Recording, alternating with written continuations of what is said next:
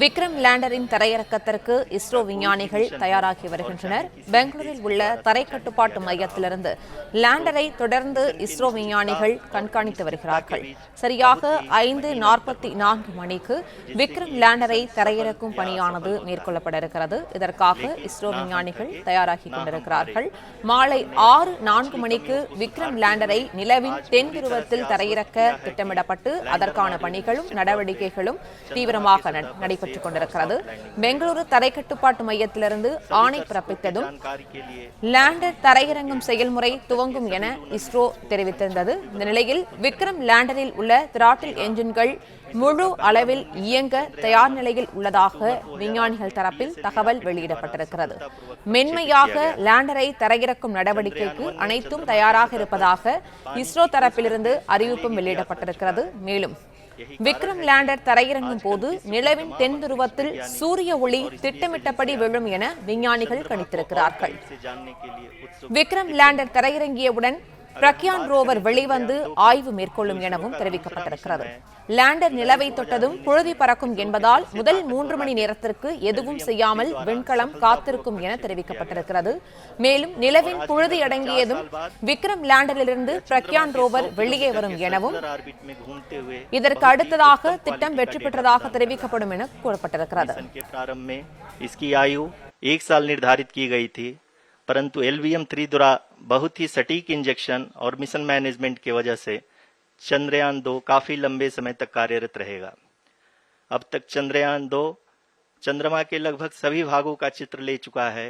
इसका एक बहुत ही महत्वपूर्ण पेलोड OHRC यानी कि ऑर्बिटर हाई रेजोल्यूशन कैमरा विश्व का सबसे बेहतरीन कैमरा है, जो कि चंद्रमा की सतह का लगातार पिक्चर भेज रहा है।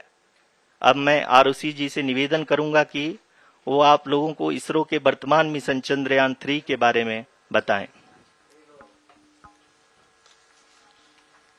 अभी आपने मिश्रा जी के द्वारा सुना इसरो के अब तक के लूनार मिशंस का विवरण। अब चलते हैं towards Chandrayaan 3, the follow up mission of Chandrayaan 2, which has been designed to accomplish our mission goals. The primary objective of Chandrayaan 3 mission is the demonstration of safe and soft landing on the lunar surface. This demonstration is a critical aspect for ISRO's future interplanetary missions. In addition to this, the mission objectives also include demonstration of roving capability and conduction of in situ scientific experiments on Moon's surface. Carried on the shoulders of India's heaviest rocket LVM-3 on the 14th of July, Chandrayaan 3 was placed in the precise elliptic parking orbit of size 170 by 36,500 kilometers.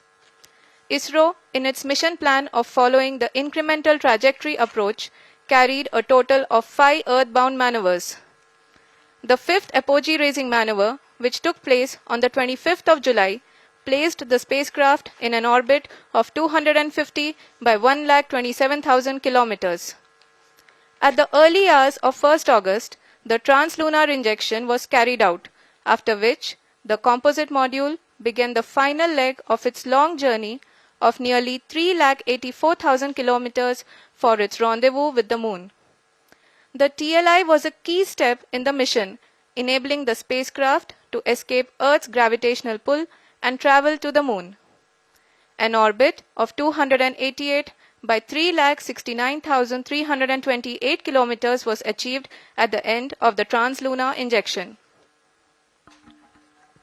जी हाँ, translunar injection किसी भी interplanetary mission के लिए बहुत ही आवश्यक परंतु कठिन operation होता है। इस सफल मैन्यूवर के बाद चंद्रयान 3 पृथ्वी से दूर निकलकर चंद्रमा के प्रभाव क्षेत्र में एक हाइपरबोलिक ट्रेजेक्टरी के द्वारा पहुंचाया गया। पुनः 5 अगस्त 2023 को लूनर ऑर्बिट इंसर्शन के द्वारा चंद्रयान 3 को 160 किलोमीटर के पेरीलून और 18,000 किलोमीटर के अपोलून के साथ चंद्रमा के इलिप्टिकल ऑर्बिट में स्थापित कर दिया गया। TLI के तरह LOI भी एक बहुत जटिल ऑपरेशन होता है। इसमें हमें यह ध्यान देना आवश्यक होता है कि उपग्रह के वेगमान को एक निश्चित बिंदु से घटाया जा सके, अन्यथा उपग्रह चंद्रमा के प्रभाव क्षेत्र से बाहर निकल जाएगा। LOI के सफलतापूर्वक परिचालन के बाद चंद्रयान 3 की कक्षा को 4 बार और परिवर्तित किया गया।